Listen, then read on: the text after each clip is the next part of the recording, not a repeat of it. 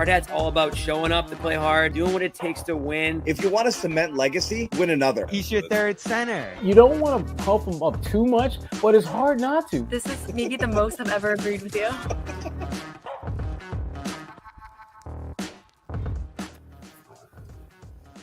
Oh, no. Wow. Bobby. Do I have to host this one? Wow.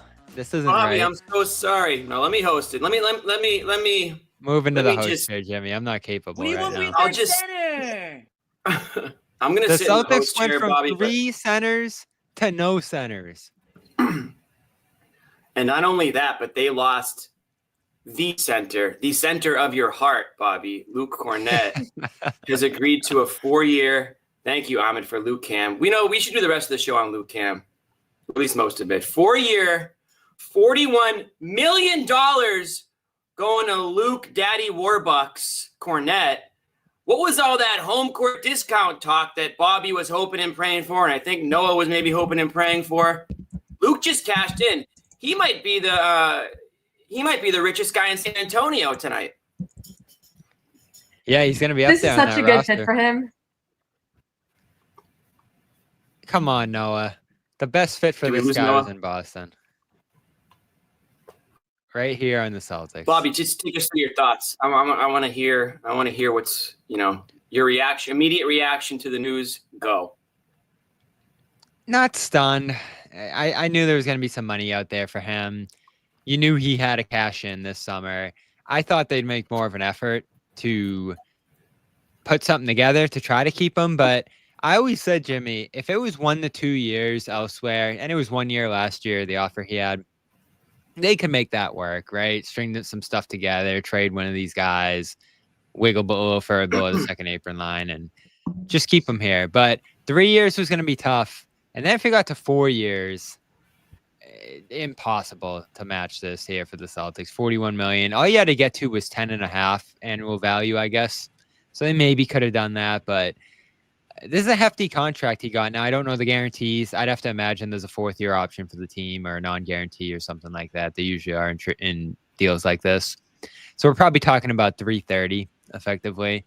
But it's tough. I mean, this is a guy who emerged this year as one of the better pick-and-roll duos alongside Tatum. A legitimate offensive rebounding force. I think he was top 20 in offensive rebounds total. And by the end of the playoffs, started for you and dominated in a spot start to save your season down 3-1. So that's going to be the lasting image of him here. That great game in Game 5 that followed Jason Tatum's Achilles tear really lifted them in that moment. He grew immensely over the last season here. And I mean, we're talking about 5 years of this guy with the Celtics. How many players have played 5 years in Boston straight?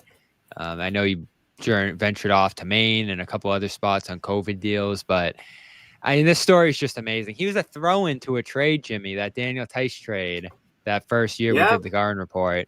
And 5 years later, he's a champion, staple in their rotation, and at times dominated this year. This is a great pickup for San Antonio. I agree with you, Noah.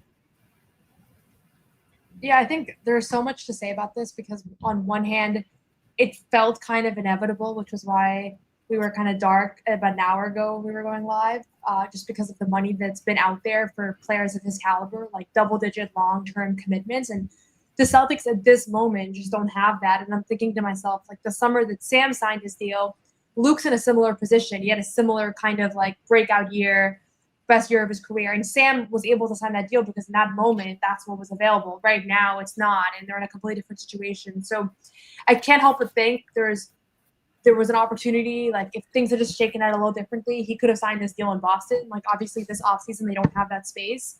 But it's a bummer because he was a perfect fit here. Loved the Celtics, loved being in Boston. Like his teammates loved him. Joe Mazzulla loved him. The fans loved him. And I think he honestly is worth this deal. Like I don't think it's an overpay by San Antonio. I think he is worth this deal when you look at what else is out there and what guys are signing for. But it just wasn't going to happen in Boston. So once we saw the dollar figures, that you understand why they couldn't match it.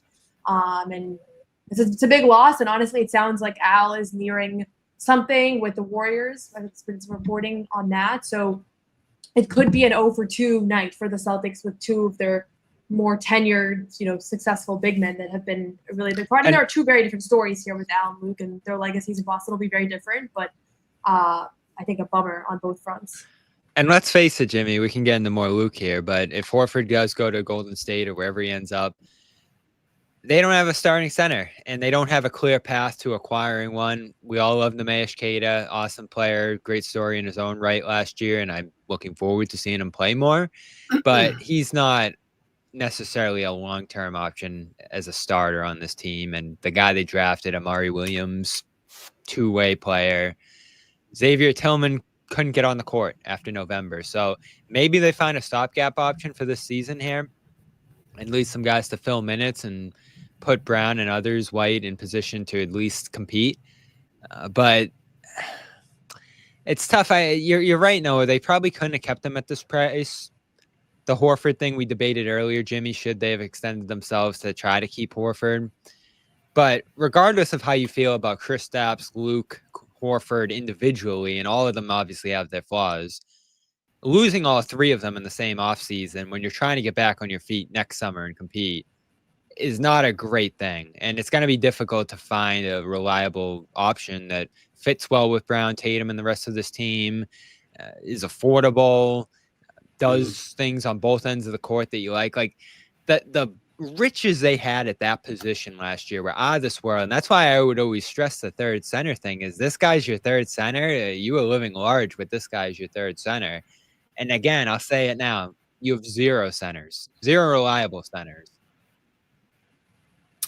And you know what, Bobby? I think you are ultimately proven right in your faith of Luke Kornet. For a guy to get 4 years, $41 million, it's not obviously something that only you believed. I'm sure there were some other teams across the league that at least put calls in on Luke, but San Antonio looking to add that other half of the Twin Towers over there now. You've got your reincarnation of it a little bit from, the Duncan, the Duncan era. Now you've got Wemby and Luke, and we'll see what, San Antonio's putting together a fun little, I shouldn't say little, big, but a fun young team over there, with the recent draft picks and bringing in some free agent acquisitions. So they'll be fun. We just had a comment from a Spurs fan. And by the way, shout out Jacob Toby. Maybe we have to get Jacob Toby on the show, former CLNS alum, who is now the play-by-play for the San Antonio Spurs. And you know what? Maybe we will get him on one of these shows one of these days, doing a great job over there in San Antonio. He's going to have a lot of fun with Luke. He's going to have a lot of fun with Luke, isn't he, Bobby? But a Spurs fan asked, what are they getting with Luke? Is this guy any good? What can they expect? This guy, and sorry, Noah, I got to do it. And Noah, please answer it as well after. I'm going to let Bobby have this one. I don't know if he decided Bobby again. Oh, he's going solo. This guy is one of the best connective piece centers in the league. And I was watching back some of the highlights last night as you started anticipating this thing coming together. The high dribble handoff coming down your game. The passing vision he has at the center spot. All he does is look to set up his teammates. The screening, I wrote a couple of years ago, revolutionary borderline, how he screens and seals and is able to set multiple kinds of screens in the same possession. The offensive rebounding, I already mentioned it, one of the best players in the league last year in that department. Defensively, I don't know how many players fill the drop scheme better than him. He's so great positionally in there, and I thought this year did a better job getting out to the perimeter. And then this year, looking for his own shot, he actually scored a ton on the roll.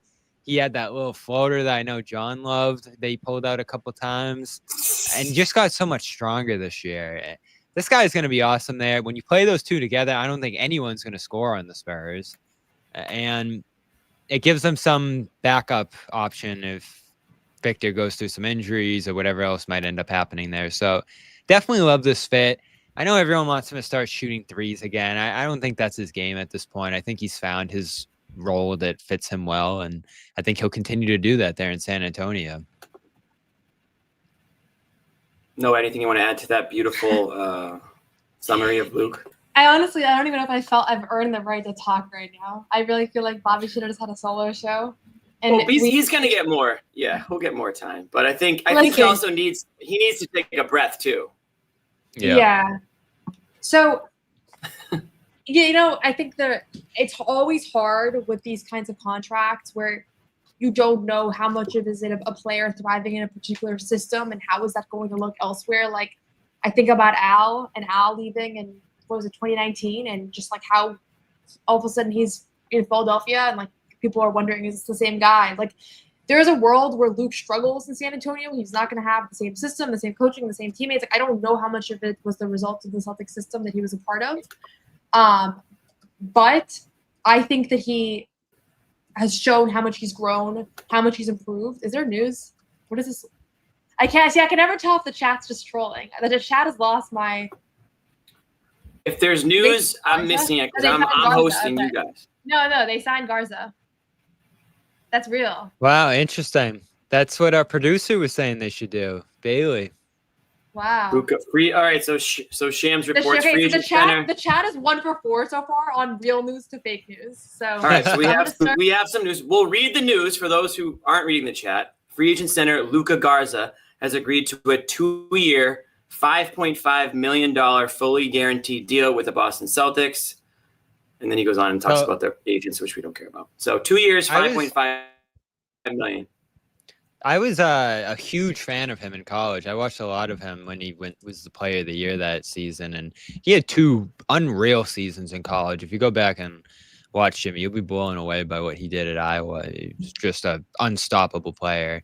He's mostly been floating around on 2-way end of the roster status in Minnesota.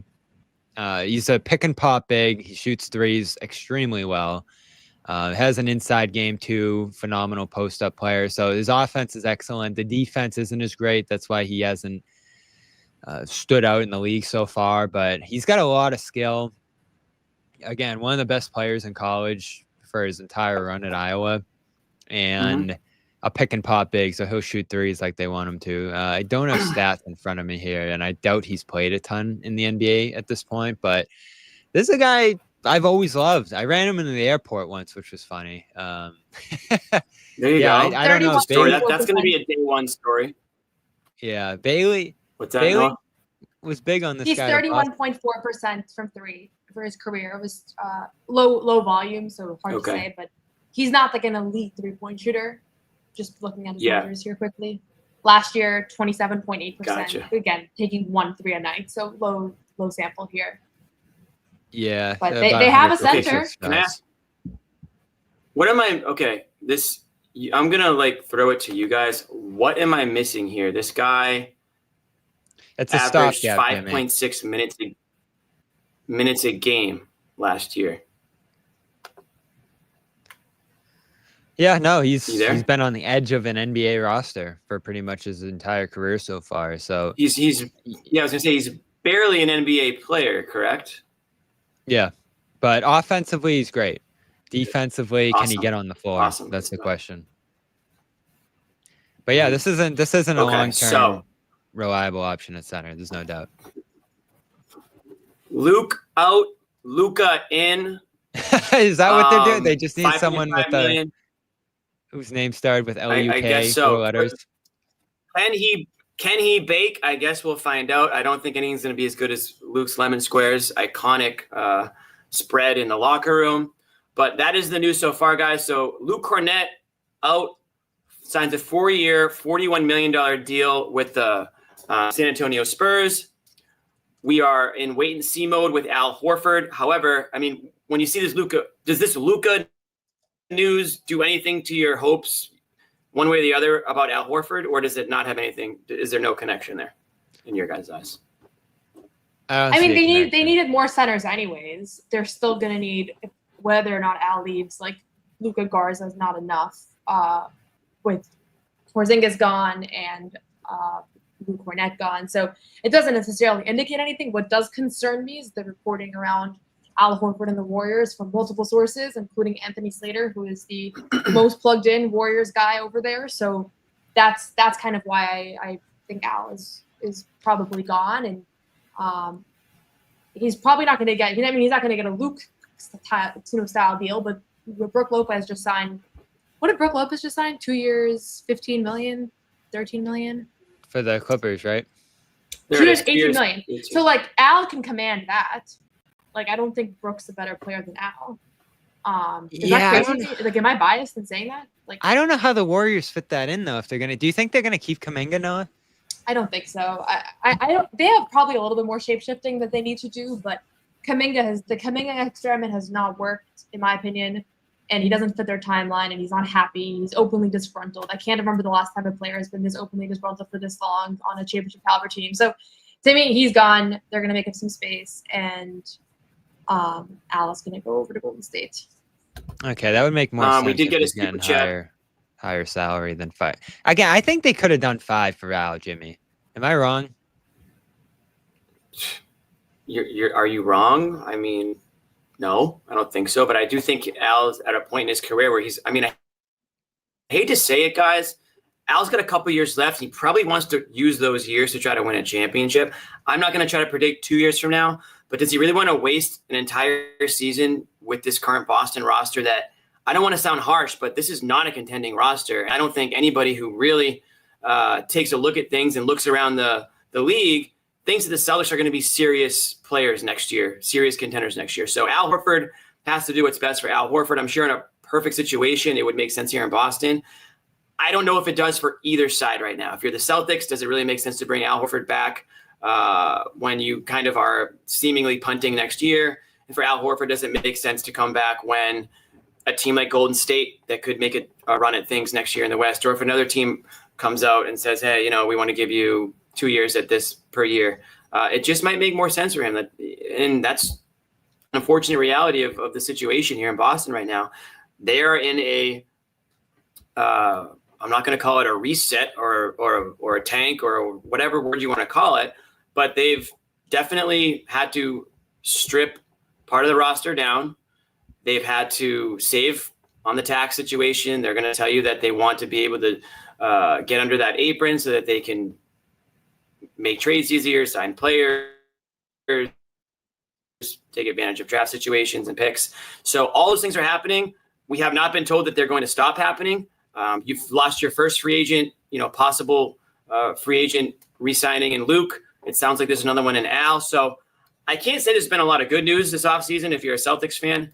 It's just, but I also can't say that anything has really been that surprising if you've been paying attention and reading the tea leaves and seeing what the NBA has kind of forced teams like Boston to do in these situations.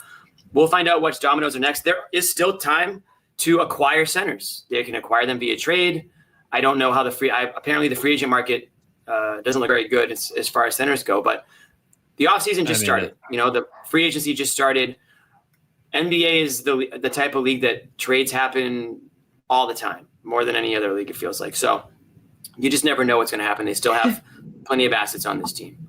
I'm sorry that I left this super chat up so long, Bobby, but shout out Base Rock or Bass Rock. He's fine with Luke leaving, Bobby. Are people going to – is it a situation where you don't know what you got till it's gone with Luke, Bobby? Oh, or absolutely. Is what Base Rock saying here is true? He's got his flaws. There's better players out there. He got too much money and blah, blah, blah. Yeah, and listen, regardless Which of whether he sticks in San Antonio or doesn't translate, to Noah's point earlier, you knew he fit in Boston. You knew how he thrived in the system. So you could have valued that. Again, he got a lot of money here. I'm still looking into whether there were options and all of that because I think that matters. This was a great starting center option for you if you were retaining him going into next year. I think everyone would have felt pretty solid about Luke starting next season for this team. And people are already getting it twisted a little bit. I'm not saying Garza's a great player. I'm not saying he's even a good player. I'm saying that I loved him in college and he's got a pretty cool game. That doesn't mean anything about how he's going to do here. And this certainly isn't a starting option for you next season, given what he's done in the NBA. So listen, that's not a Luke replacement. People are going to miss Luke, I think. That they'll see what he does out there in San Antonio. I think he'll thrive. I'm very confident in his ability to translate into that system with the players he's going to have around him out there. De'Aaron Fox and Luke, Victor, Luke, big to big passing, and then certainly the defensive possibilities endless here. But you said it, no, this isn't an extraordinary price. This is on the low end of what centers make here. Right. That's why I don't think this is an overpay. I think this is what Luke is worth right now. The 4-year commitment is awesome. This is similar to the deal that Sam Hauser's on. And I think that they're comparable in, the years. Obviously, Sam had a better year than year before this one, but they were both coming off career years. They're both really good at what they do. They're both great bench pieces that are proven and have done it consistently on an elite team, can hold their own defensively. The things they do well, they do really well. Great teammates. That's the stuff that teams are looking for. And I think that that's why he was worth his deal. And I'm not surprised the Celtics were not able to match that. I think they wanted him back, but probably on something closer to a minimum. And so that's a big discrepancy. Yeah, I think something closer to a minimum. So between a 10 and a minimum. I'm not saying a minimum. I'm saying closer to a minimum. What do you think? What do you think they wanted to offer him?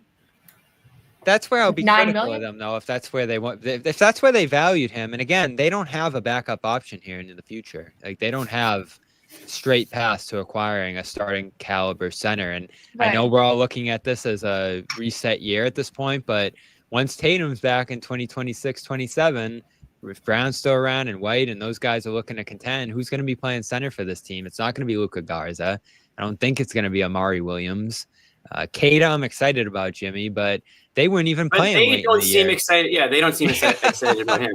I think you're going to see the move next year for that quality center. They're clearly not trying to win very much next year because there are options out there in the free market. I don't think that there's much of a point. They don't see much of a point of doing it right now is my feeling with how everything's shaken up here.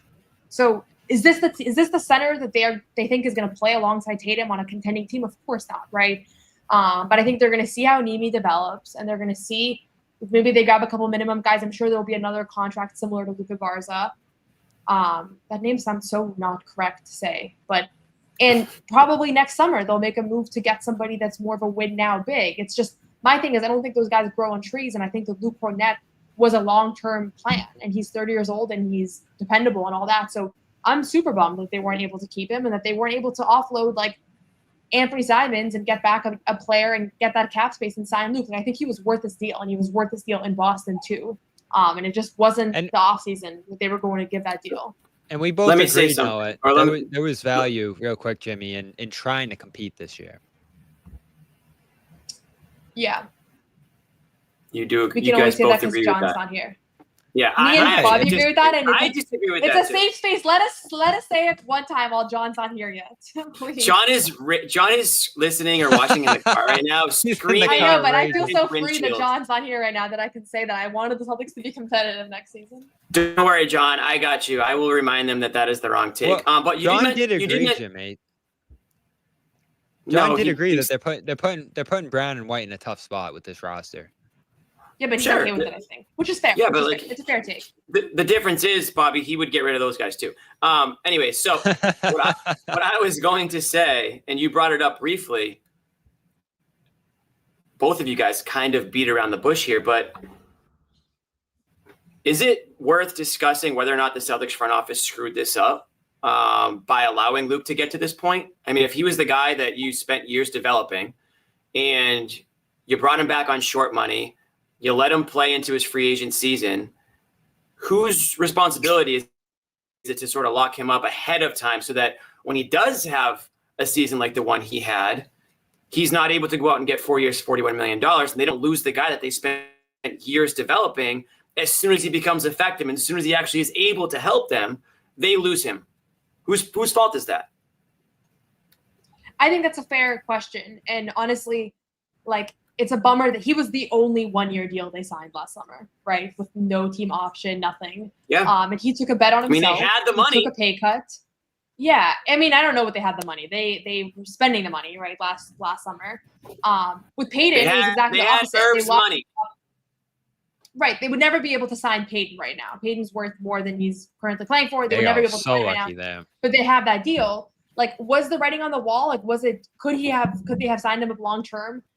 Probably. I don't know that you could have anticipated that he had a year ago we were talking Nimi or Luke, which guy was more reliable. And I think that question ended really quick and he had a better year than I think even expected because at the end of the day, he is 30, right?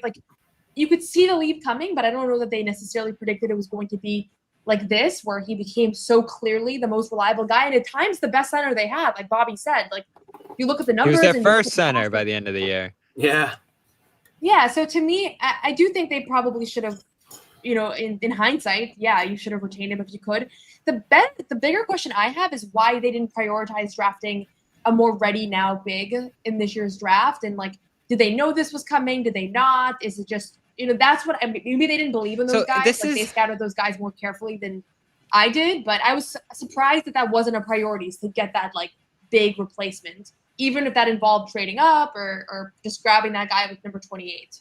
So this is where you go after ownership, I think, Jimmy, because it seems clear to me right now, and we talked about it a little bit earlier, they are trying to trim money at every single corner right now. And I wouldn't be surprised at all, obviously, with how this roster is looking, if they make some moves over the next couple of weeks, get below that tax line in the next season. And that's smart if you're not even going to try to compete, try to get out of the tax and reset the repeater penalties and all that. But I don't think we knew for certain that's where this offseason was going. And I always advocated for keep a little bit of tax on the books to try to retain different parts of this roster. And now you could see Simons go, you could see Niang go. Who knows if they'll be able to retain Hauser on top of this all. Like your question of whether they should have signed Kornet for more, they'd be looking to move Kornet right now if that was the case, based on how this offseason's going, try to trim down their luxury tax and their second aprons and all that. So I don't think they had the flexibility to re-sign him last summer. They clearly didn't have the ability to sign everybody to extensions and keep them. And things went a different way with Tatum and the way the season ended, right? Maybe if they won the championship, they would have made some different decisions here. But they signed a lot of extensions that they ultimately weren't going to be able to actually pay out clearly here. And right now, looking at how they're building this roster, it doesn't look like they're trying to put a team together that can be competitive this season. And we can debate whether that's smart or not, given that Tatum's probably not going to be available here. But this is going to be a difficult year for everybody involved, just based on what they have right now, because I don't think they're done. I think they're trying to, as you see, cut some costs here at center, cut some costs via multiple trades, down from Simons and some of the other salaries they took back here. They even were reportedly, Jimmy, trying to get the first round pick to take a little bit less money. So, I mean, to your point, Noah, the second round picks, why didn't they take a Kalkbrenner? Why didn't they take a Reynaud? Because those guys were going to get real contracts. And the guy they brought in, Amari Williams, signed a two-way. Hugo Gonzalez also got a real contract, and he's a guard. So I think they didn't believe in that cast of bigs. Like that's the only conclusion I can draw, because they did end up paying Hugo the normal rookie salary, and there was a bunch of bigs that were on the table still. Yeah.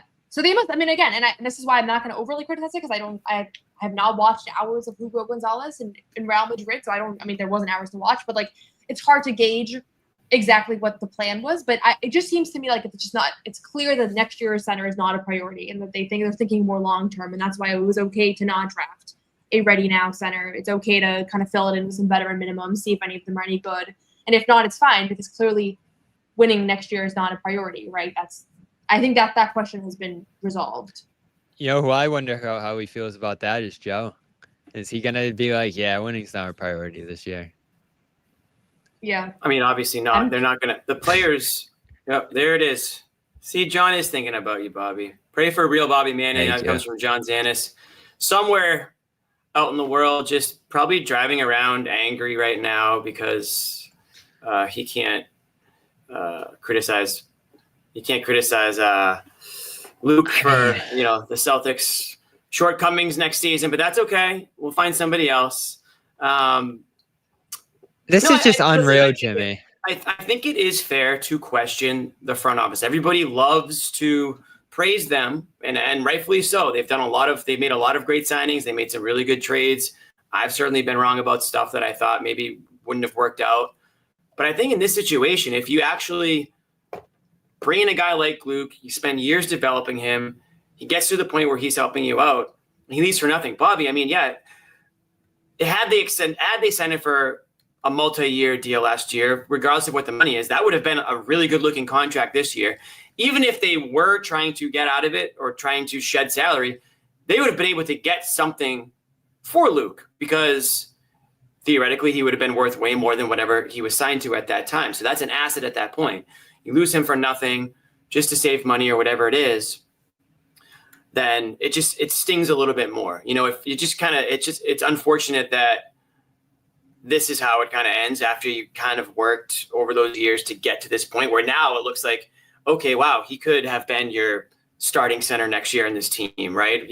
A team that just lost Porzingis and doesn't seem like Horford's going to be coming back. And it's a bit of an we'll call it an in-between year. I think that's probably a fair assessment of where this seems to be going, where they're not going to be the worst team in the league, but they're not going to be, top 4-5 team in the league, at least not by my estimation. So theoretically would have been a great guy to have on your roster, maybe at low money if you had locked him in a little bit sooner. I understand that the injury to Tatum has dramatically shifted their thinking and has maybe forced them to make some tougher decisions that maybe they would have made differently. But this is just the reality of the situation. And I think Luke Kornet is the first real free agent, sign of this being the way things are going to be for this Boston team. I can't figure out why they would try to nickel and dime the rookie. That to me doesn't really add up in my mind, Bobby. I mean, maybe it's true. I don't even know who came out with that report, but I mean, you're talking about pennies, like comparatively speaking here, when you're looking at the size of this roster. So I don't know why they would try to even go down that path. That would be outrageously cheap sounding if it were to be true. But we don't know anything about this ownership group. We know that they're big Celtics fans, and I can't imagine that they want to be in a situation where they turn all the fans against them because they've completely stripped the roster down to nothing. Well, they have covered traded away all the without guys Tatum. the fans grew to love and let all the free agents walk. They do to an extent. But I think that, in the NBA, or especially here in Boston, this doesn't give you a 5 or 6 year window to be bad. You still have a Jason Tatum on your team coming back. You still have Jaylen Brown. You still have Derek White. You can still kind of reset this thing if it's done the right way. And I think fans just have to hope that this is one of those one step backwards to take 2 steps forwards, maybe in the following season. Yeah, and I'll say this, because I disagreed with John about this. His thinking was, who cares? You're not trying to win this year. You don't need Luke. You don't need Al. You don't need Porzingis. But it's not going to be any easier to get a center next summer. Who are you trading to get a center? Is it Hauser? Is it Pritchard? Is it Brown? White? Those are your only tradable guys effectively here, unless someone develops. Well, you didn't know Porzingis was available when he was. So, I mean, things change. Like the landscape of the NBA can dramatically shift. Right, but you gave up Marcus Smart in that trade. So, there were different things you did in that deal to be able to get that done, and you sent out a guy who was a starter for you effectively there. It still looks to me, though, like they're going to have to move someone of value later on if they want to bring back assets, unless something significantly changes here when it comes to the value of their picks. And certainly having a top pick next season would open up a lot of flexibility. Shireman or someone like that emerging into an impact player would give them a bunch of more options here. But at the moment, it's not like they have cap space next summer. It's not like they have these great players that you can trade comfortably, or easily. We've debated all the guys and whether you'd give them up or not here. So they're going to be in a similar position next summer. The only difference is Tatum's going to be coming back. And that, to me, does reflect on the front office a little bit, just because you brought back these salaries in Niang and Simons in particular, because maybe you felt good about trading down and lowering your cap hits that way. To be able to keep a Kornet, to be able to keep a Horford here. Maybe that was never their plan, but if that was what they wanted to do and they just weren't able to do it because no one wanted to take Simons or it wasn't easy to trade Niang, that to me is a mistake. And, you mentioned it a while ago, Noah, their desire to, not attach draft picks to some of these salaries. We'll see what those deals end up looking like, right? Because I'd imagine Simons will probably be gone at some point here. Niang maybe too, who knows? But if those end up costing them picks to move off anyway, all of a sudden that Holiday trade that we were praising doesn't look quite as good. The Porzingis one certainly wasn't one any of us were doing backflips over. So we knew the stuff was going to be painful here, but you would have hoped that it would have allowed you to maybe keep one of Luke or Al, or certainly keep Hauser here, which I know they're probably hoping to do. If they have to trade Hauser here too and attach picks to one of those other guys, that's where you're like, oh, they put themselves in a tough spot here. Because this to me isn't about this year. I still think you're going to be in a difficult position to build a team next summer. Maybe I'm wrong about that, but that's just how it looks on paper right now to me. And we're going to be debating the same thing we did this summer, which is, do you trade White? Do you trade Brown to actually get some assets and players back? Yeah, I think the one thing is that I said this a couple weeks ago or a couple days ago, because all of this at this time last week, Holiday was still on the roster, which is crazy. But we're still in the midst of everything. So we're trying to evaluate something that's still currently happening. Like, we have no idea if Simons is going to be on the roster, if Niang is going to be on the roster, what their game plan is at the center position outside of Luka Garza, who I don't think is much of a game plan. And so, to me, like, I'm not shocked that Luke was gone. I kind of thought we'd get one of Luke or Al back on the roster next year, and it's looking like it's going to be neither. And that's, I guess, a little bit of a disappointment, because both of those guys you want to have around. I didn't expect to see both, I don't think. Maybe at a point it seemed like possible, but it was increasingly seeming unlikely. So it doesn't look good right now. And the main thing that is clear is that Brad in the front office and everybody is fully on board with, like, not trying to be competitive next year, and maybe even going in the other direction, which makes me wonder if there's going to be other moves heading in that way. So that's moves the big in terms thing. of what? Like, getting worse. Like, they're already not great right now, but they could get a lot worse, right? They still have great players on the roster, and that's been the thing that you keep pointing to. But, like, I don't want them to trade Jalen or Derek or Peyton or any of those guys, and I don't think Peyton would because he's so cheap. But, like, if you're going in this direction, like, is there right now, like, we're sitting here June 30th, there is a world where in August we're looking back at this stream and we're like, wow, remember we thought things were rough then? Like, this roster looks so much worse now. Or there's a world where there's a world where this roster looks a lot better. Like, we're still in the thick of it, so we just don't know, like, what the opening day roster will look like, and that's why it's hard to evaluate. But Luke is a big loss. Al is a big loss if he ends up leaving tonight or in the next few days here, or maybe something positive happens if they are able to retain him. But these are big losses. They've already lost Drew and Kristaps Porzingis, so it's a complete overhaul of what. Oh, I thought there was all this news that you keep. Yeah, That's so it's that's a it's segment, just a Noah. bummer. Like, you now It have might get legit- even worse. Yeah. What was it? That'll be our segment from this one, Noah. It might get even worse. And the second half of that sentence was, it also could get a lot better. So it's just, we're evaluating something while we're still within it, and that's the difficult thing. And so it's easy to, like, my initial reaction to how things have unfolded over the last week is not positive, but I also just want to, like, disclaim that we don't really know what the full game plan is here. And there might be one, or there might not be one. We see front teams get mismanaged all the time, and people blindly believe the front office has it. And a third of the NBA, to me, is poorly managed based on how they've managed their assets over the years and continuing to tank and not really seeing returns for it. So we don't know what direction it's going to go. They don't necessarily know. And what I really wish, though, is that I could simulate what this offseason would have looked like if Tatum was healthy, because we'll never know who they would have retained, what the new ownership group was willing to do, and how much of it is because of this weird position that they find themselves in, where next year is effectively meaningless in their eyes, as far as trying to maximize winning, which is an unusual position to be in when you have star players in their prime. So that's what frustrates me, is that we'll just never know what that could have looked like. Yeah, I think that you still would have seen some of the moves. I'll stand behind this. The only way I felt the Celtics may have tried to bring everybody back again is if they had gone back to back, and maybe they would have gotten enough pressure to try to, keep it together, try to make some history, win 3 in a row, and just, ride this wave of just unbelievable basketball. But things went to complete shit in the playoffs, and it just went from bad to worse. And now they are in this position, Noah, that they really had so many different outs to make the moves that they had, where that's kind of how it felt. I think that's why a lot of people like John, and I think even myself, kind of felt pretty confident in saying that, there were going to be some major moves. Some of these starters were not going to be here. And so far, again, I'm not stunned by anything that's happened. I think if you were to see Brown or White go, that would be a shocking type of a trade. Not because you just can't fathom the idea of it, but just because a month ago or 2 months ago it would have just sounded outrageous to be thinking something like that might happen. But crazier things have happened in the NBA, even this previous season. If Luka Doncic can get traded, anybody can get traded. You can't rule anything out. Free agency is crazy. The offseason in the NBA is crazy.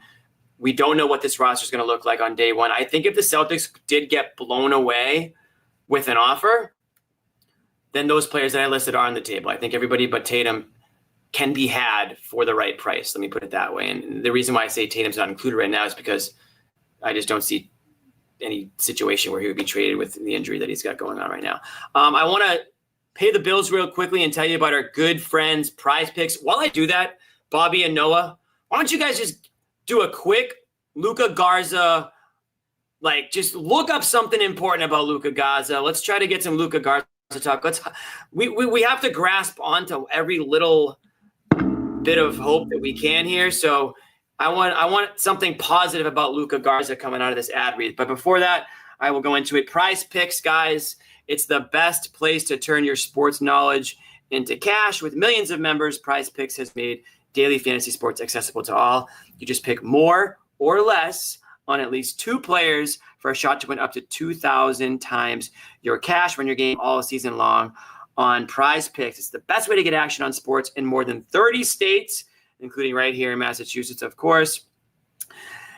It's Monday, so you can't play today, but we've got Taco Tuesday, you've got Flex Friday, you've got all these great games that you can play along with Prize Picks here. They invented the Flex Play, which means you can still cash out if your lineup isn't perfect. You can double your money even if one of your picks doesn't hit. It's really easy to use. Create a lineup. All you have to do is pick more or less on a few player stats for your shot to win up to 2,000 times your money. They accept Venmo, Apple Pay, MasterCard, and more. Quick and easy deposits. Toss it on while you're watching a baseball game, right? I mean, baseball can be a little slow, but when you get Prize Picks going on, it just makes it that much more fun. Sign up today and get $50 instantly. When you play $5, you don't even need to win to receive the $50 bonus.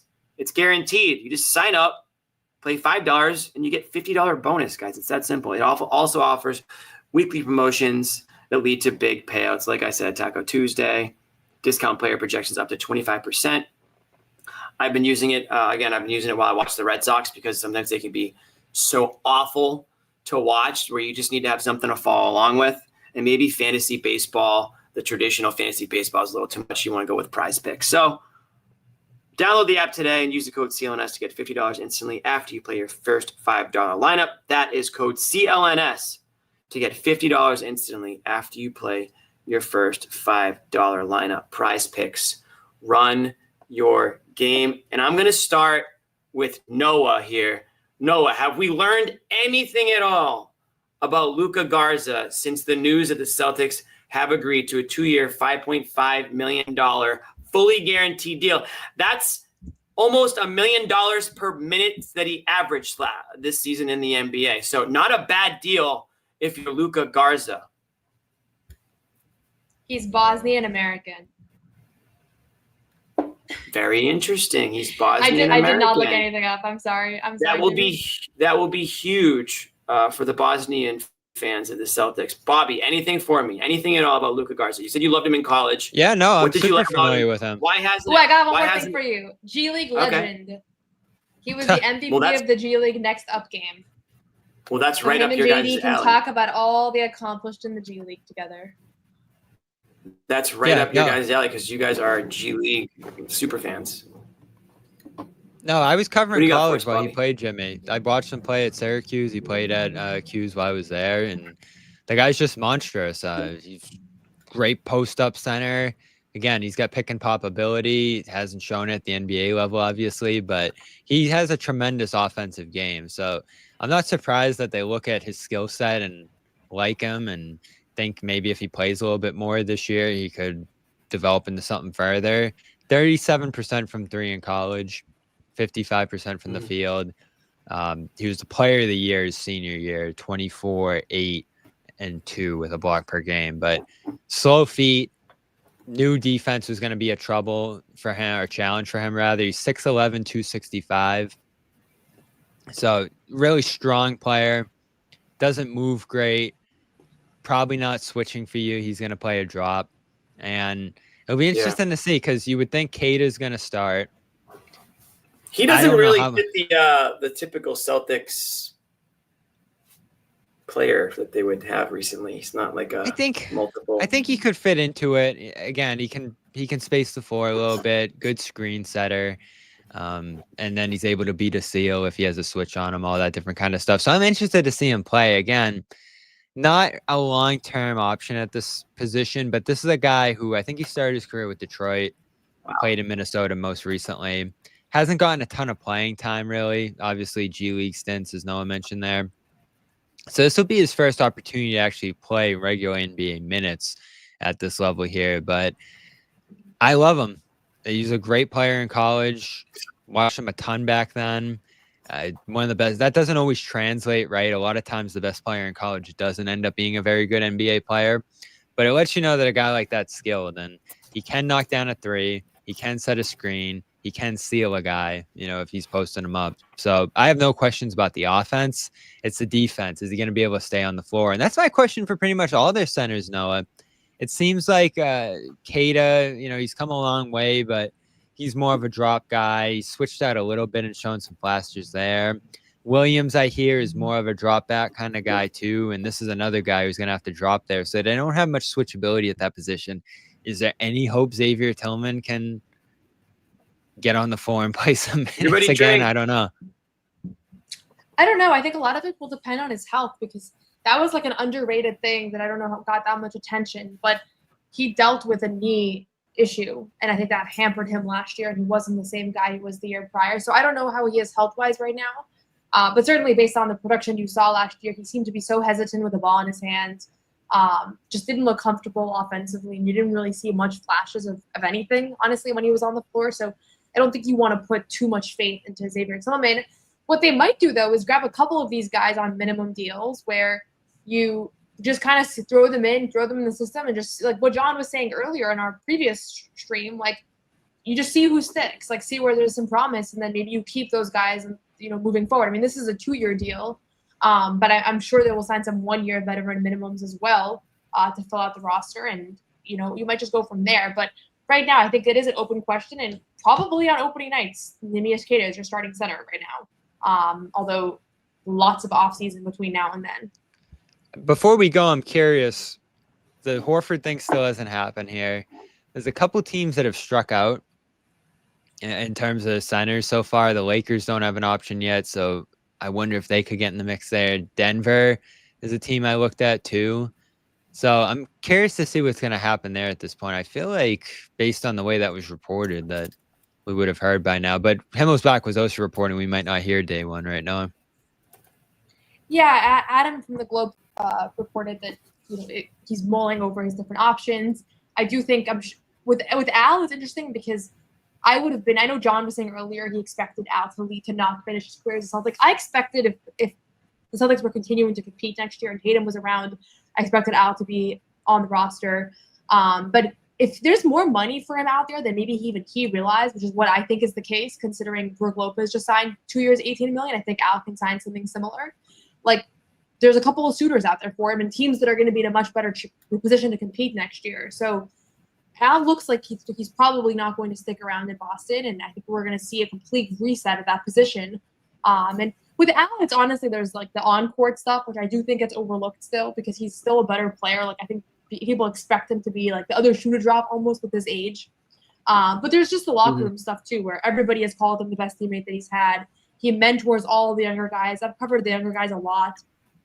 They all point to Al as being somebody that's really taken them under their wing. So you have a loss on many fronts if you lose Al. And that's why I still think it's a priority for them to keep him if there's any pathway there. But that looks unlikely, I think, at this point in free agency. We're going to let you go. We know you got some things to do. Before you do go, any final thoughts on the Luke chapter, coming to a close today? Anything that you want to maybe tell the fans who are on the edge here or on the ledge and are a little concerned about the way things are going? I'll just say this is the life cycle of the NBA, right? You've had year after year after year of the Celtics team contending and making deep playoff runs, and I think it's something that fans take for granted, that the city takes for granted. And in 2024, you won it all, and a lot of fans can be, fans of a team for decades and not see that. And obviously, the Celtics were able to get it done. And this is the life cycle. And I do think it's unfortunate that a massive injury like Tatum's is kind of speeding that process up. But this process was going to happen anyways. And now they might actually be better positioned to respond because they're able to, regain that flexibility, as Brad Stevens loves to say, and put themselves in a position where they can be competitive again and maybe get some younger players and all that. So it sucks that this is the way that it goes because it'd be fun to just see a team be great forever. But it was really a long run of deep playoff runs. And I don't know how many Eastern Conference appearances it was, 5, where, that's just a normal year in Boston. And it's just not going to be the case. And so they still have great foundational pieces. I still think that those players are going to help them be competitive next year, maybe too competitive for what the front office is expecting. But yeah, this part sucks. There's no way to sugarcoat it. This is as unfortunate of an offseason as you can expect when everything kind of happens the way that it did. Yeah, that's what I said, Jimmy. I think Green Runs Deep he tweeted at me and was like, "Are we effed?" And I was like, "You're human now." And that's what I wrote. That's what I wrote the night they lost to the Knicks, is that you went from being a superhuman super team to just another team. And everybody's in this position. Everybody's got some players that are great, some other holes to fill, and you're just another one of those teams at this point. But to have Tatum, Brown, White, Pritchard, Hauser is a pretty good starting point for trying to reshape this roster around them. Now, there's some challenges in doing that because of what they've paid those guys. So you might not be able to keep those 5 together into the future, but you have them right now. And as you move forward, that's going to be a strength. I don't know what they're going to be able to do next summer to try to reshape the roster here, but everything we've seen at this point points toward this being a reset year. It's going to be a challenging year, but there's some fun in that too. You get to see some other guys play. Like for everyone who's pissed they didn't play Kata's about to start. For everybody who didn't think they played Shireman enough next year, you're going to see a ton of them. So for Pritchard's going to start his all-star campaign for Noah there as a starter likely. So I think there's some fun elements to a down year. The bar can be so low, as Noah said, that you can exceed it fairly easily. And I'm sure there'll be a lot of debate over where they're going and what they're going to do and should they tank and all that too. So that adds to good discussion here too. I will say they were so good last year that you almost just sat back and were like, what do we even talk about? There's just, I mean, they're amazing. There was a stretch of that, and then January happened and that kind of stuff. Yeah. But Right. I want to let Noah go, Bobby, before you go on and on and on about on Luke again. But Noah, anything you want to say to Bobby before you head out? Just, he's going through it right now. Is there any sort of Bobby, it's the memories you made spin along the way. A lot of people can cover the NBA for 30 years and never find a player they love as much as Luke. And you found that within the first 5 years of your career. And that's something that you can never take for granted. And you never forget your first either. So I'm sure that's going to be somebody. And you know what, Jamie? I almost Days didn't in want to go there Bobby's because I life knew you'd forever. have something to add. I knew. And it's going to get better. Well, thank you, and Noah. We're meeting 3 rookies tomorrow morning. I'm sure Bobby will really like at least one of them. Should I All ask 3 the of them will question be in at a court Spanish? unveiling. Maybe not tomorrow. Please, Don't be that guy. please do that. Actually, No, please don't do be that. that guy. He's already starting. He already said on this show that he loves Luka Garza. You said those exact words. So how I'm quickly getting a lot we of crap forget on Twitter for that. from Luke to Luka very quickly for Bobby. Noah, thanks for It's joining us. just a Anything quick we should look out for from you? I'm writing a eulogy for this era of Celtics basketball. So That's you can sounds check like that fun. out. That'll be on Celtics blog in the morning. I'll have a You Got Boston podcast episode in the coming days here. I'm gonna find a positive spin, and that's probably gonna alienate half of you guys, but the other half. We know you can we find me need. on We You Got actually Boston need you. podcast. We'll listen. We'll hear it out. We'll hear it out. Yeah. And we've just done. All right, thank you, Noah. And we've just done some interviews with some Celtics players. Jordan Walsh. Who else we had? We had Bailey Shireman. Who's the other guy? Baylor Shireman. You keep calling him Bailey. Yeah, I keep saying Bailey. Baylor Shireman. My bad, Bailey. No, because Bailey's our producer. I thought you were But yeah, thinking we've got a Bailey lot of Zappi. great. No, not that. Bailey Zappi FM. No, there's a lot of good stuff floating around. What was the third interview that you guys did? Torrey Craig, who's Bobby? going to be a free agent here, as well as Torrey who was our Craig. fourth? Did we have a fourth yet? I think we just had 3. Oh, no. We had Jordan Walsh. So Here you go. yeah, 4 interviews out now with Celtics, maybe more to come. I have something in the works with Nemesh Keita that I'll Okay. get to soon here. But Like to hear yeah, that. I just want to remind everybody that you are watching and listening to the Garden Report podcast, a proud member of the CLNS Media Network. Make sure to hit subscribe to CLNS Media and all of our host pods, whether it's You Got Boston, whether it's Bobby's podcast. He's on a number of things. And turn on notifications for when a new video drops on the channel, like this one tonight. This wasn't a planned show. We didn't know when the Luke news was going to drop. We don't know when the Horford news is going to drop. We don't know when the next trade's going to happen. But I can promise you that whenever anything does happen, the text chain starts rolling, and we try to get to a computer as quickly as we can, and we try to go live for all you guys, all you fine folks at home. So expect that to still happen throughout the summer. And again, if any big free agency news pops up, you might just get that notification. Speaking of free agency news, I'm going to just list some other free agent signings that has happened while we've been on the show. Not Celtics signings, everybody relax, but just across the league. Fenerbahce is getting in the mix, Bobby. Nigel Hayes-Davis, the 2025 EuroLeague champ. so that was noteworthy. The Celtics were scouting him, and Joe Mazzulla went over to watch him. So I was keeping an eye on him for Boston. He shows but ends up going to Suns. Phoenix. He has agreed to a 1-year deal with Phoenix. We'll see how that plays out. But I know a lot of people, a lot of NBA or basketball fans had their eyes on that situation, wondering where he would go. Tyus Jones, 1 year, $7 million to the Magic. So the Magic keep chipping away at players over there. Bit of a big one here. Nickeil Alexander-Walker, 4 years, $62 million with the Atlanta Hawks, plus a player option. So he'll be there for a bit.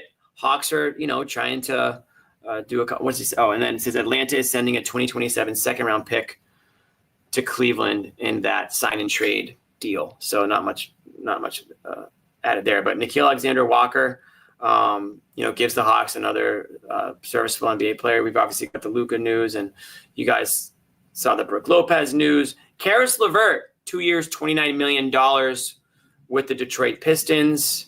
That was a pivot after the Malik Beasley stuff. Yeah, the Malik Beasley stuff. Yikes. Not a good look for the NBA, certainly. Or him specifically. And now it's funny, you saw the clips coming out of like Malik Beasley doing something that's like a little off. You know what I mean? Like it probably didn't need to happen in the game.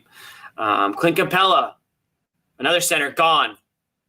3 years, $21.5 million with the Houston Rockets, who are just going to be a physical force next year. The Rockets are going to be one of those teams where when they come to town, you just kind of, oh God, this is going to be a freaking dogfight with the Rockets. And then Luke Kornet, $41 million, 4 years. Luke with one of the biggest paydays of the day so far, Bobby. Who would have thought? But that's the situation. What's up with Al Horford, Bobby? What is your gut telling you? I think he's going to depart, especially with this being the roster right now. And again, it feels like, based on the reporting earlier, that when you start hearing stuff like strong interest and top choice and those kind of phrases in reporting, you feel like the reporter has it, knows it, just can't put it out there yet. But I think in his heart of hearts, he wants to come back to Boston, Jimmy. Just getting to know him and the people around him and all that stuff. I do think finishing his career in Boston was a priority. But there's also a matter of, as you mentioned earlier, competing for championships and continuing to do that. I don't think he looks at his value at this point as a league minimum player. So he's going to be able to go out and get a mid-level somewhere here, $5-6 million over X number of years. And then the most important part, I think he looks at his career, and I know he said in his exit interview that he's got to talk to his family and all that stuff. I don't think he thought about retirement for very long, and never has looked at it over the last couple of years like his career is coming to an end. I think he thinks he could play 2, 3, 4 more years, however long his body is able to last and thrive on the basketball court. I think he'll want to continue playing. And did we see some regression last year? Sure, particularly on the offensive end. But defensively, he was still a massive asset for this team. He started more often than not because of Kristaps Porzingis' sparse availability. And just, a year ago, he led you to a championship starting pretty much the entire postseason run. So he's going to be 40 next year. He probably wanted multiple years, and there's still a question over whether it would make sense to bring him back, given that you're going in a different direction now and not necessarily trying to compete for a championship here. So I can understand why both sides might look at it the way they do here if he does end up leaving. But I still think, especially his familiarity with the stars on the team, his ability to play decent minutes and amounts of games. He hasn't really been injured, Jimmy, even though you've had to load manage him. I think there was a case to bring him back. How much cap space would you really have had to carve out to be able to offer him, let's say, $5-6 million for 2 years here? I'll be interested to see what the contract is, right? Because let's say it's 24 for 4 years, then you're like, okay, someone blew him away.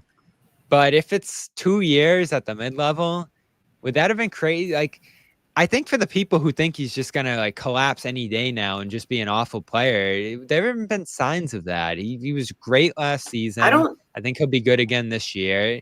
And $5 million, even if he does decline further, isn't a massive number. We just saw Paul Reed get $5 million. So I think we'll find out soon, but I do think Horford's going to come in more than $5 million a year. I think he can still help you. Certainly as a strong option off the bench. I think the days of him giving you, 30 minutes a game consistently are obviously over. I don't think he needs to play. I don't think he sees himself as that player anymore, but he's a pro's pro, keeps his body in great shape, prioritizes the game, prioritizes all the right things in order to be still playing in the league effectively at this point. I think he wants to go to a team that has a shot at winning again. I think at this stage of his career, he's won it once. I think he still wants to play. I think he still wants to be around his kids at the games, and I still think he wants to give them that opportunity to be in that sort of type of environment. And I think he can help a contender. I do think that's going to happen. But Bobby, this is the reality now. And this is why I think a lot of people are maybe opening up, their eyes are opening up to the issues when you have two max player guys on your team. You have to make these tough decisions. You have to let Luke walk. You have to let Horford walk. You have to trade starting players on your team like a Holiday or a Porzingis. And I know that he kind of fell off a little bit there, but you have to make really, really difficult decisions if you have that percentage tied up into two players. And so I think that's what a lot of people probably are starting to realize now. And this offseason is proving that. And I think there were some people that thought, maybe they, in Brad we trust, they can figure it out. But no, it's pretty much right there for you, what they're allowed to do, what they're not allowed to do, what the owners are going to allow them to spend and not spend. It's not Wick's rainy day. It's not Irving's rainy day fund anymore. Well, back to Noah's point earlier, you asked why didn't they extend Luke? They already extended everybody, and you already looked at it and said, all right, they're actually going to be able to keep everybody. And it probably got to a point where it's like, okay, if we don't find a way to move all these different guys, we're going to be paying $300 million in tax next year on top of $300 million in salary. Something no one in the league has ever done before. You can. I think we're learning that you can get rid of guys, right? You just got to attach things and get creative with it. I can't imagine they thought a situation was going to arise where they could not get out of a low-level Luke Kornet contract. I just can't figure out why they didn't have the foresight to give him that additional to sign him to that additional year. And yeah, you can say hindsight's 2020 and blah blah blah, but that's what these guys get paid to do. I'm not in the front office. They are. So I'm just asking the question: what prevented them? What could have prevented, or what prevented them? From avoiding the situation where they finally get the player that they kind of hoped and saw and maybe wanted to get, and because they didn't plan for it, he walked. I mean, it comes down to that. Tatum or no Tatum, you had a player that you developed. And, Bobby, you keep saying you have to develop these centers. They don't have anyone to develop. There's nobody in the pipeline. at that position. They're going to have to look elsewhere. They're going to have to look outside the organization. Well, that was the guy that theoretically they could have said, yeah, we developed, and yeah, he's here for another 2 years, 3 years or whatever. And I think they dropped the ball on that one. And so, again, we're always very quick to praise the front office, and I think that's fair because they've done a lot of great things. But when something like that happens, where you had an asset, you had a player, you had somebody that was reliable and that worked his way up to this option that you had at a position of need, by the way, it slipped through.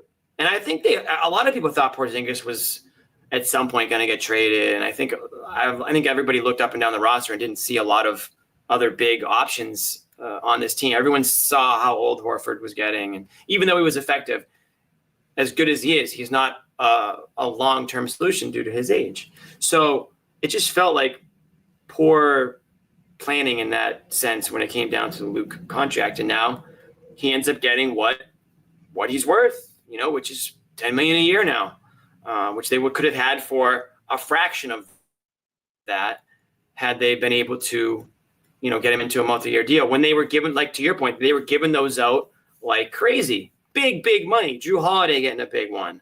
They were just giving those things out. But when it came to Luke, for whatever reason, they weren't able to do that. Now, I'm not certainly not a cap master. So if there's a reason behind it cap-wise, then okay. I'm trying to think cap-wise, and I think there's two explanations potentially there. He was making the minimum, right? And you can't give a guy a huge raise over what they're already making. Like, you can't extend him for like $15 million after he's making $2 million. So would the extension have been very small, relatively speaking, to what he could have potentially earned in free agency the following year? I think that's part of it. And then given the fact that he signed 1 year at the minimum, that's a bit of a bet on yourself to go out and get more value. I think it was his choice more than. Yeah, for sure. Because he had, I've said it a couple of times, a $7 million offer out there last summer that he passed up on for 1 year. So, he took less to stay. That actually earned him a no trade clause too, doing the 1 year deal. So there's some extra security there, staying for that 1 year. And then he gets to go into free agency this summer. But let's be real. Did Luke probably imagine he'd be signing for $40 million this summer? No. Did the team think that he was going to be getting 4 years, $40 million the following free agency? Almost certainly not. So this caught everybody by surprise, just how great he was this season. And you had Porzingis signed for 1 more year. Nobody anticipated potentially losing Al Horford here at this point in his career, but circumstances might lead to that. So it's the fact that you lost all three, Jimmy, here potentially if Horford leaves. That's what's so crushing. And you can call it mismanagement. You can call it circumstances because of what happened with Tatum and this team not being a contender anymore on a dime, along with Luke's rise. A lot of that stuff was unforeseen. But you did want to be in a position where you had at least one reliable starting caliber center ready and signed into the future for when Tatum gets back. Because, Jimmy, I don't think when Tatum gets back a year from now, regardless of how this season goes, anyone's going to be like, yeah, it's a slow build. It'll take a couple more years and they'll get there eventually. It's going to be on again. You're going to want to be back among the teams that can at least say they have a chance to make the finals. If your team is Brown, Tatum, and whoever else emerges out of that, White obviously too here, great player, you're going to want to be in that conversation. And if the rest of the roster is so hamstrung, particularly at center, that you're not able to do it with that cast, that's where it's going to get frustrating. You're going to have to make some tough decisions too. Like there might be some fallout to this, Jimmy, where you have to make some moves you don't want to make down the line because you just don't have assets right now. And that's a couple different things, right? They've traded a few first-round picks for Derek White and Drew Holiday, so they don't have great future first-round pick capital here. You don't have players making medium-sized salary that a lot of other teams would want. I mean, what does it say that they haven't been able to trade Simons and Yang and guys like that at this point? Even Hauser, who I'm sure they have a price for, right? Like, I don't think he's untouchable. Teams just haven't met his price. And so they're not in a great position right here, Jimmy, and we could sense it on Wednesday, right? They take Hugo. They trade back in the second round. It doesn't really look like they're trying to add guys who are ready to contribute to this roster right now. And Brad's demeanor that night, when you look back at it, Jimmy, and I know Zarin had to come out a couple nights later and be like, oh, we knew the second apron stuff. And I believe that, right? But I think Brad was just showing his frustration that night over how stuck they are. Just roster flexibility, being able to retain guys. He even said, Horford and Kornet are probably going to go out there and get good offers. So I'm not going to put any pressure on them to stay. They've earned that. They can go do what they want to do. We want them back. But how much did they want those guys back for? How much could they have those guys back for? Because I don't put it all on front office, Jimmy. There might be some ownership stipulations here about how much they can spend. Let's say, of course there is. Let's say they're not allowed to go into the tax at all this year, which I'm not saying is the case, but let's just say that it was. There was no way to keep Horford or Kornet. No, I agree. And I mean, they're not going to tell us that flat out. They're going to say everything they need to say politically correct wise, and they're not going to throw ownership under the bus, obviously, because those are the guys that cut their checks. Yeah. So they all have to kind of be good little soldiers here. And we're not sure what, from the top down, what the message has been. I think, but what we can do, Bobby, is we can look at the moves that have been made so far, and we can get an idea of kind of what that message maybe has been from ownership. Certainly, it's been get rid of some of this tax that's hitting us right now, and they can use the idea that they want to be flexible, flexible. They can use that word flexible all they want, but there's going to be a lot of people out there that are going to call BS on that immediately, even if there is some truth to it. I think that there's a lot more truth to the fact of what it costs to have a roster that you had, not what it does to, your ability to make trades or draft picks or sign players. So, and again, I think the Tatum injury makes it an easier pill for them to swallow because because without Tatum, it doesn't make a lot of sense to bring these players back, right? I mean, that's just from an X's and O's standpoint, a wins and losses standpoint. But to your point, Bobby, Tatum's coming back, right? I mean, he hasn't been traded. It's not a Luka Doncic situation. He will be back. And when he does come back, you would think that this team would want to do everything they can to put a winning product out there. And it's got to be a good one too, Bobby, because you're not getting 100% Tatum back the second he steps on the court. There is going to be a bit of a ramp up process here with Tatum, whether it's minutes, whether it's games, whether it's what his role is on the team at first. So you do need pretty significant talent still around him. And let's not forget, even before this injury, they needed significant talent around Tatum. They needed to go out and get Holiday. They needed to go out and get Porzingis in order for the Celtics to win this game. Tatum and Brown couldn't do it without those guys. So now they're gone again. And we're not even sure who the players are that are going to step up. Now, obviously, Derek White has his game has significantly improved. So he's a player that you didn't have that first go around when they came up short. But you are going to need to find some additional pieces here in order to turn this team into a championship contender again. And the other thing we haven't even mentioned, Bobby, and maybe free agency's cooked. A lot of these guys are getting re-signed and extended, and they're not even hitting free agency. But if it is, prior to Al Horford, who did you sign in free agency? You had Horford, you had Gordon Hayward. It's pretty bleak after that. And what I'm trying to say is it's not easy to get superstars to want to come here. You can trade for them, and that's where you need to have these assets, these tradable assets and these contracts. You kind of need a big contract in order to get a big contract. Isn't that the way the CBA is designed now? I mean, you can bring two guys at half the price, sure. But if you're looking for a superstar player, a lot of times you're going to need a superstar player in order to make that money work.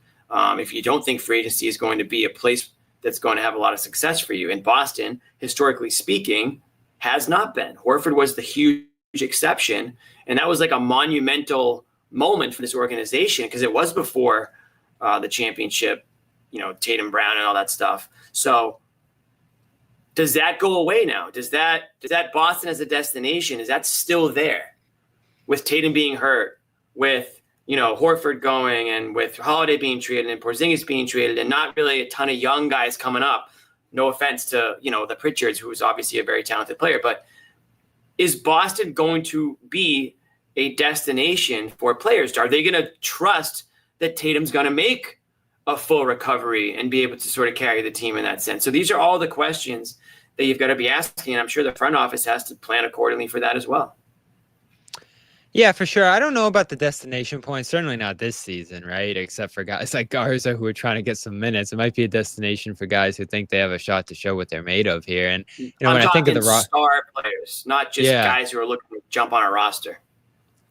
I mean, we haven't really seen yet star players go out of their way to play with Brown and Tatum, and Horford's a star in his role, and Derek White star in his role too. Maybe Porzingis embraced this opportunity to some degree. So yeah, they've gotten guys who have been helpful and strong contributors alongside Brown and Tatum, but they've made it Brown and Tatum focus for the most part there. And now that both those guys are making $50 million, how much of a star can you really bring in feasibly there? So I think the big three era is over, Jimmy. You cannot. I Yeah. mean, I want to make that clear. You wouldn't be able to with both those guys. Right. So I think what you're looking for going forward are guys like the guys you're offloading here, unfortunately. Four spacing big like Porzingis who can make life easy for you and defend the rim, and defensive guards who can play make. But that stuff's so hard to find. Never mind when you have financial limitations. So a lot of it's going to come down to good drafting, Jimmy. A lot of it's going to come down to development. And Brown and Tatum, eventually, their ability to make teammates better. And this is the era that they're rolling into here, Jimmy. And I know when John gets on, we'll have this debate again. If they're going to build this thing around Brown and Tatum for years to come, they're going to have to be two guys who raise up players who might not be the most talented guys in the world, who might be just starting their careers, or they might have to overcome some roster limitations at this point. And I know it was a long time ago at this point, but we remember the frustrations of 2021, how tough that year was. And some of it was their fault because they weren't ready yet. And some of it was the team's fault for not having guys around them who could hit shots and do some other things there. And that year just ended up being enormously frustrating. But you still made the playoffs. You still won a playoff game against a really good Nets team, even with Tatum and Brown at that part of their careers. So post-Achilles, post-meniscus, where are those guys at? Because this season, Jimmy, I think we agree, those two reached another level, right? Like they were just miles and miles from the players they were in 2021. They both won a championship together and were driving forces in that. But now that the roster's a little more limited around them, that they're coming off significant injuries here, what's your confidence level in those guys being able to carry a roster of average talent or human level talent, like just normal talent of a regular NBA team to a championship potentially? Because that might be what they have to do. I don't have confidence in that. And that's not really a knock on them specifically, but it's extremely difficult in today's NBA to do that. You have to have really, really strong depth if you're not going to have the starting lineup, for example, that you had on this Boston team in the last couple of years, Bobby. And going back the last few years prior to last season, Tatum and Brown did have trouble in that role. They did have trouble, I thought, lifting up the guys around them and playing that style of basketball they needed to play. I think when you brought in a guy like Holiday, when you saw the emergence of White, when you saw, again, in Spurs, but what Porzingis was able to do. And then, I give Pritchard all the credit in the world for what he's done, on his own. I think Pritchard's the type of guy that will just go into the lab and just play basketball for 12 hours a day. I'm not necessarily going to credit Tatum or Brown for, making him the player that he is at all. Most of the damage he does is, coming off the bench in Spurs and such. So that is a huge question mark, Bobby. And I think that's going to go back to, can Tatum and Brown not only make the human players better, but are they going to be able to make themselves better? How is Tatum's game going to change? Is he going to be the same player or close to it? Is Brown's role this year going to drastically change again from what it kind of was this year, when he kind of went out multiple times to the media and said, my role is going to be this. It's not really, I'm paraphrasing here, but he's insinuated that he wasn't being asked to be the shooter or the scorer, and he wanted to be more of a, team player and facilitate. And we'd see stretches of him sort of taking a back seat and disappearing in a sense. So how has that changed this year? Is he going to be able to readjust from that? So there's hundreds of questions that you could ask about this team, Bob. But the other thing I'll say is this: today's NBA, the landscape can change quickly. There's going to be a team like Boston next year who needs to shred salary, and they'll need to make tough decisions, and they'll need to put somebody on the block that maybe in a perfect world they wouldn't need to. So we can go around. We have an update here, Jimmy. We have an update. So, all right, what do we got? This is interesting, and I mentioned it before Noah signed off there. Like, is this Warriors thing still happening with Horford here that was reported earlier? And there seems to be some updated information on Horford's market right now. You want to read it? Interest from several teams since the start of free agency. Here we go. Celtics. A tweet from Michael Scotto, not Michael Scott. Big difference. Michael Scotto is great. Good friend of the show. Hoops Hype Insider. Interest from the Celtics. Scotto. Al Horford. Go ahead, Jimmy. You read it. Okay, I'll read it. Al Horford has received interest from several contending teams since the start of free agency, including the Boston Celtics, Golden State Warriors, New York Knicks, Denver Nuggets, and Cleveland Cavaliers, league sources told Hoops Hype. Okay, I mean, I don't really know if that's big news. We knew about the Warriors. Obviously, the Celtics, we already know that they have interest in Horford. The question is, what's their number and what's his? And then you've got some other teams that they list in there, the Knicks, the Nuggets, and what was the last one, the Cavs? Or did I make that up? Cavs were in there, and the Denver Nuggets. Yeah, Nuggets, yeah. Again, teams, and what do all those teams have in common, Bobby, except maybe the Celtics? Contenders. Teams with championship aspirations. You know, you can go down the list of the read some of those rosters, and those are teams that are going for it. You know, you can say what you want about the Warriors, whether or not you think they're too old, but they're going for it. The Knicks were going for it until they met the Pacers. The Nuggets are a couple years off from a championship, and they have arguably the best player in the league. These are teams that are looking for that reliable bench depth role. And that's one of the things we kind of learned in this playoffs is that depth, how important depth is, Bobby. And so I think Al Horford certainly can provide that over a 2-year, I wonder if he'll get if he can get a 3-year deal out of it, that's probably the team he picks, right? And that third year becomes valuable to a team that's looking to, acquire an expiring contract. That's the way this whole NBA thing works. There's value in the numbers sometimes. So I feel like I feel like Al Horford's one of the safer signings across the league right now. I would love for them to bring Al back. If the door is still open for it, why not have some stability there? Why not have an option going into the following season if it is a 2-year deal there? I'm not expecting Al to massively collapse over the next 2 years here physically. And certainly you'll need other options at that position, right? You're not just going to have him play 30 minutes a game. So you'll be load managing or whatever that may be. But to your point, Jimmy, does that make sense for him at this point in his career? Without a good payday, without the hope or the straight path to contending the following year, are you just going through a reset year here? Or are you going to go out and look for some options? And maybe it is just a 1-year deal to try to win a championship on a different team, the best team possible, and then see where you're at the following summer. Because again, I think Al plans to play for multiple more years, not just this season. So it would stink to see him go. I understand why it might happen from both perspectives, but the contending team thing, I think at this point in your career has to be the most massive thing, right? Obviously, you want the respect of a legitimate payday. You want a significant role on a team, and all those teams could give him fairly significant roles, right? Like he'd be the backup center on the Cavs. He'd be the backup center on the Nuggets, who badly need one. The Knicks, he'd probably be the third center there. He could taste life as the third center on the Knicks behind Robinson and Cat. And then on the Warriors, he'd probably start, right? So we'll see what happens there. It's interesting to see some other teams potentially in the mix there. I don't know if that's old news or a revelation here after we all thought the Warriors thing was probably as good as done.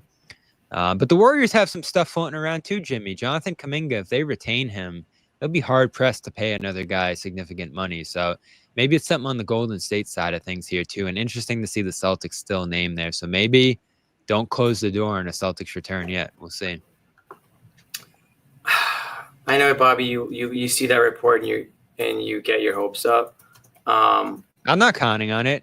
I don't really see the point for either side. I mean, put like the loyalty aside, and in a perfect world, the Celtics are contenders next year. Al Horford gets to stay here and keep his family here, and he loves Boston and yada, yada, yada, and all those things. That's not reality anymore. So the circumstances have changed. We already know the Celtics are cash strapped. You want them to develop guys. You want them to take flyer on guys. You want them to play the kids. And yeah, I understand that there is an actual need at the center position. But when you think about it, if they don't really prioritize, if they're not prioritizing winning next year, which again, It feels like they probably aren't, what is the value of Al Horford? Because he can help you win games, but he's at the tail end of his career. I'm not saying he can't be effective. He can help a contending team, give them that depth to be that big off the bench that can stretch the floor and just be reliable presence and a good role model for some of these guys. But I just don't know if the Celtics is the organization for him at this moment. It's more of a bad timing, Bobby, right? I mean, I think the timing ran its course, and that's not to say that he's sick of Boston or Boston's sick of him. It's just the situation doesn't really match for either side right now. I think you might have one really good year left of Al Horford, and it's this year coming up, which is he's not going to be good enough to make up for the losses that you just sustained. Let him go do his thing elsewhere. The Celtics have to do their thing. They kind of have to start over at that position, to be quite frank. And maybe Garza is a guy that they could give more burn to and see what they have with Garza. It's no different than taking a flyer on Tillman, taking a flyer on Queta, taking a flyer on Garza. I like Garza. Actually, a guy with a bigger or a higher ceiling, I should say, based on the effectiveness that he had in college. And maybe talking about situations, maybe he just hasn't been on good situations. And now this is an opportunity for him. Do you give 25% of his minutes to Al Horford just for the hell of it? Or do you say, you know what, let's stick him out here. He's on a 2-year deal. Let's see what they got with him. And let's bring in a couple of pieces around them and just figure that position out as we go. That's kind of how I feel like the Celtics are going to approach this one. And in terms of starting over, which you mentioned at center, it's so difficult. And Garza is 27, right? So he's not a young player. He played 4 years in college. How old was Luke when he came over? Probably that was 5 years ago, so 25. A little bit younger, but yeah, a couple years. Listen, I don't view him as a long-term option at that position. I like his game. Maybe it was just his college productivity. It's Horford. That's my point. Yep. Right. Yeah. I mean, he's more reliable, and you know what he looks like with these guys. And if you believe in him being ready for 2027, it's still a good option there. 100%. Yeah, for sure. Yeah, by far. And that's the tough part about starting over, Jimmy, is it takes a long time. And to wrap this up, a fitting way to wrap it up, I think, just look back at that Luke journey. He gets here as a throw-in in that trade. He's way down the bench. Who knows if he's even part of this dynamic? Remember, it was between him and Mo Wagner who they were going to keep, and they were probably going to cut Kornet until Kornet played well in that Thunder game, and then Wagner flamed out, and they just let him go. 2022, he's back on the G League deal. He's playing in Maine that whole season until he earns a two-way at the very end, or a roster spot at the very end after they made some trades at the end of the year, the Derek White trade. So he wasn't even part of the Boston Celtics in 2022. He's playing in Maine that whole year, reshaping his game. 2023, it's a little bit of minutes off the bench, shows out that he can play at the NBA level, change his game. 2024, that championship run, he starts to show he can be a third center, play some good minutes that year. 2 playoff series with Porzingis down, he was a contributor to, and then a champion ultimately on that roster, and then the breakout season this year. So it took him 4 or 5 years to get to what we saw this last year. That's the development arc of some big guys here. So good to try some different players. Good to see who fits in the system here. It'll be fun to try out a bunch of different names at that spot. But get ready for trying and failing a bunch of different stuff, because it is not easy to find a big man who not only can contribute at the NBA level first and foremost, but the Celtics ask their bigs to do a lot of different stuff, how they screen, how they defend, positionally being aware and all that stuff. And it goes back to Joe, Jimmy, for this roster. He has his hands full here, trying to make it work with some guys who are less experienced, trying to develop players who maybe aren't the most talented, and trying to keep this team above water this year. And I know that might not be the goal, of the Celtics organization. That's going to be Joe's goal. That's going to be Jalen's goal, Derek. So how those guys manage what's going to be a difficult season coming up, it looks like. We'll see what happens with Al here. It feels like the door is open, but I would not count on it. Yeah, I mean, to your question about how they're going to handle it, they're going to have to be professionals. I mean, not every season is going to be a 60+ win season. It's tough. Pierce went through it, right? These guys are winners. Yeah, he did not go through it well. I will say that about Pierce. He did not handle the dark days very well. And he was gifted, an unbelievable situation with Ray Allen getting traded on draft night to them, and then being able to sign or trade for KG. So that was, that's not happening this year for this Boston team. Let's put it that way. So Jaylen Brown, Derek White, if they do remain on this team, on this roster, they are going to have to adjust the expectations a little bit, not get down on those nights where things aren't going your way. And fans might have to as well. But I think fans are going to have, obviously the diehard fans will be invested in this season.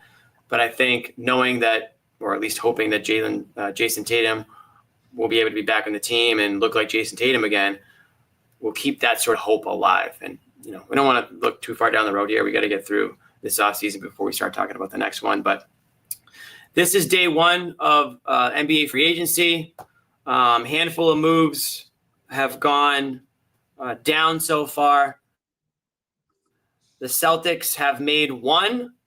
They have signed Luka Garza to a 2-year deal for $5.5 million. I have a couple notes on Garza, Jimmy, real quick. Bobby's new favorite player. Let's get him. This is gonna be Bobby's new binky, everybody. So get ready for Luka Cam. We're gonna replace Luka Cam. I've been a fan Luka of Luka's for a long time. Again, I covered one of his games in college. Covered one of his games at college at Syracuse. I remember interviewing him back then. He had like stitches in his lip, but he's just a down and dirty player. Plays in the mud, tough, strong, can shoot a little bit. And, some people out here who like him too, Kevin O'Connor says, I'm intrigued by what Garza can do in regular minutes. Never really got a chance in Minnesota, but dominated the G League after dominating college basketball. Maybe there's something there. And then John Krasinski, who covers the Timberwolves for The Athletic, a great reporter, where, Minnesota is where Garza had been playing, said the Celtics have long been fans of Garza. Yeah. Celtics have long been fans of Garza. They made inquiries with the Wolves before. Okay. So this isn't just a guy they're pulling off the street here. This is the guy they've been targeting. Okay. Yeah. Day one signing for the Celtics. They got their guy, Luka Garza. Yeah. Right on the whiteboard. They ranked their free agent targets, and Luka Garza was right up there at the top. They nailed it. Brad Stevens does it again. A couple more signings. Luke Kornet, 1 year, $11 million deals with the Atlanta Hawks, who are chipping away here. And because they also signed Nickeil Alexander. I love that Hawks roster, by the way. They're going to be a problem. Again, that's another team in the East that's going to make things difficult. I'm not going to tell you that they're, title contenders, but the Hawks, if you're the Celtics, this is your competition now. I hate to say it. We got another one here, small one. Mason Plumlee, 1 year, $3.6 million with the Charlotte Hornets. So, there's a big guy going on a short 1 year, 1 year, $3.6 million deal there. So I don't know if that gives any additional insight into. Here's another one. Taurean Prince, 2 year, $7.1 million deal to return to the Milwaukee Bucks. Yeah, this guy Darvin Ham. It's all according to Shams. So those are the things going on. So Celtics make one move, but more notably, they did not bring back Luke Kornet, unfortunately for Bobby. Luke signs a 4-year, $41 million deal with the San Antonio Spurs. And that tweet right there sums it up, the broken heart. You just hate to see it. You really do hate to see it. Covering him was great, man. And watching him, just an awesome player to watch. And that's what I said, all-time memorable Celtic, Jimmy. Not all-time great, not all-time Just to be clear. accomplished. Just to be clear. Not all-time great, just to be clear. This is just going to be an all-time memorable guy. You'll think back years from now, oh, man, remember Luke Kornet? He was awesome. People will play the highlight videos. They'll say Luke Kornet was a problem. And everyone will remember the personality and the jokes and all that stuff, too. So, yeah, it's a tough loss. Is there a moment that stands out for you? But we're going to wrap it on this. But is there a moment for you that kind of stands out or sums up Luke's Luke's tenure here in Boston or your fandom or relationship or whatever it is about Luke that stands out to you that you want to divulge to our viewers here? Well, my favorite story. My favorite story when it comes to Luke, and it was that game, the infamous collapse against the Brooklyn Nets, I believe it was. And they were up 20 in that game. They were, in full control of the game. And then they just completely collapsed.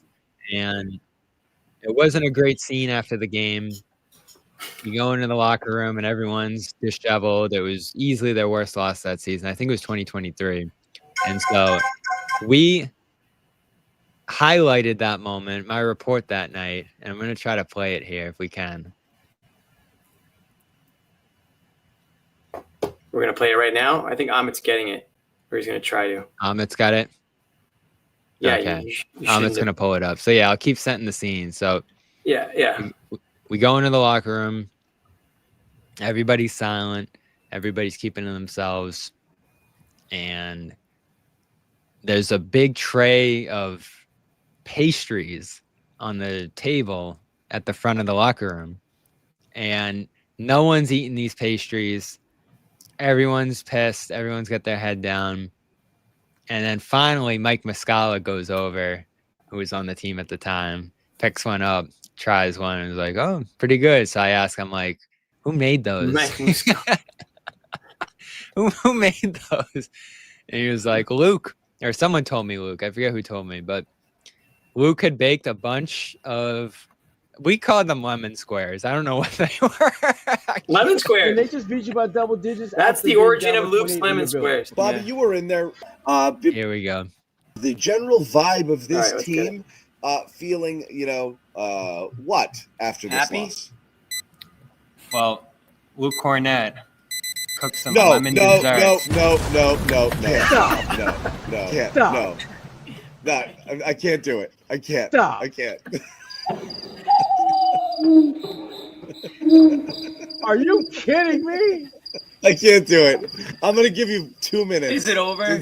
You got Get a 20-second timeout. Give me one of Joe Mazzulla's timeouts and use that thing right now. Timeout. How, Bobby, get back in here. How did that happen? go. How did Let's those go. How did the words? team feel? Well, the guy who played 2 minutes didn't like it. Well, Bobby, get back in here. Luke Kornet, who was we got the watching timeout. the shows. I was trying to paint a picture of the locker room. I'm sorry. It was unfair. Go ahead. Here's where I'm going with it. Made a bunch of desserts, lemon, some sort of lemon pastry, untouched in the locker room. Only Mike Muscala tried one after the game. In the locker room it was. Oh, Luke made them. Put them on the table, untouched. That's the mood in the locker room. Oh my God. All right.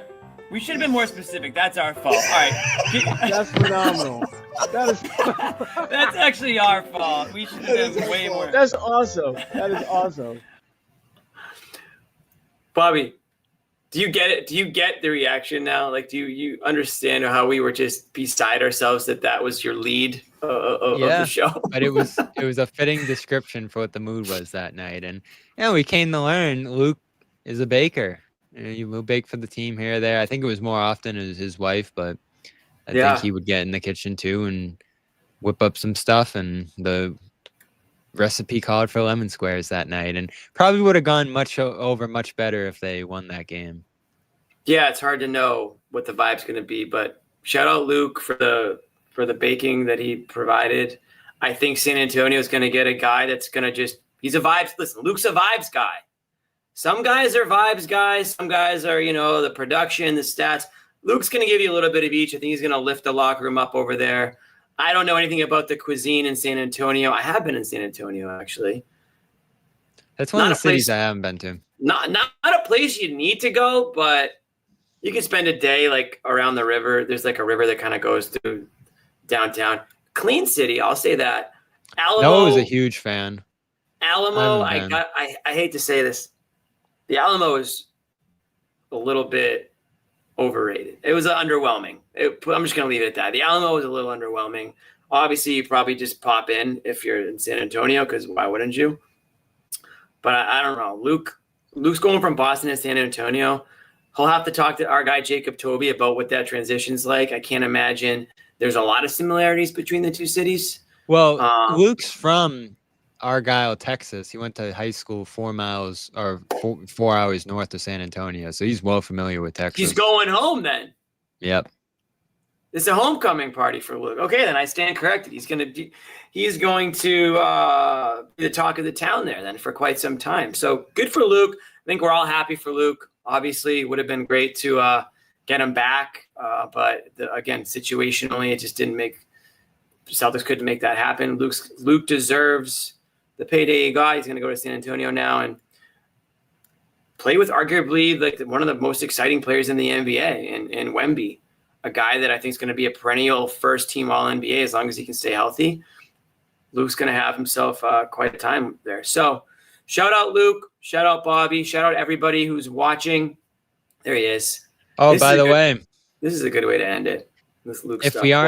If we aren't live again tonight, we will have coverage of the rookie introductions tomorrow, which are going to take place at a community event in Boston. So we will hear from Hugo Gonzalez, as well as Amari Williams and Max Shulga tomorrow as well. The Celtics draft picks. Some new blood, new green blood on the Celtics here that we'll be introducing. So catch that at CLNS Media. Again, like, subscribe, put your notifications on because we will go live at any moment. I would not be shocked if the Horford news comes out tonight. We might go live again. So you want to have that nearby in case we do. Any other major news that transpires, whether it's tonight, tomorrow, the rest of this week. Obviously, with the Celtics press conferences. Are you going to it, Bobby? You're going to it, right? I'll be there. So tweet Bobby your questions that you want him to ask or toss them up in the chat here. But we're going to call it. We want to thank everybody for hanging out with us. And again, not the hottest start to free agency for the Celtics, and it might end up staying that way. But we'll get you covered every step of the way. Do not lose the faith. Better days are coming. Just trust me on that.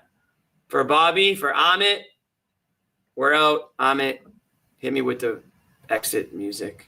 No one's sneaking a vegan brownie by me, I'll tell you that. Okay, you know what, John? We're going to do it. You have to feel that way too, Bobby. I have to feel that way. Let's Yeah. fly out over and make Luke your first center. Bobby, we gave you Luke an hour early. We are not going to end this on a damn conversation about Luke.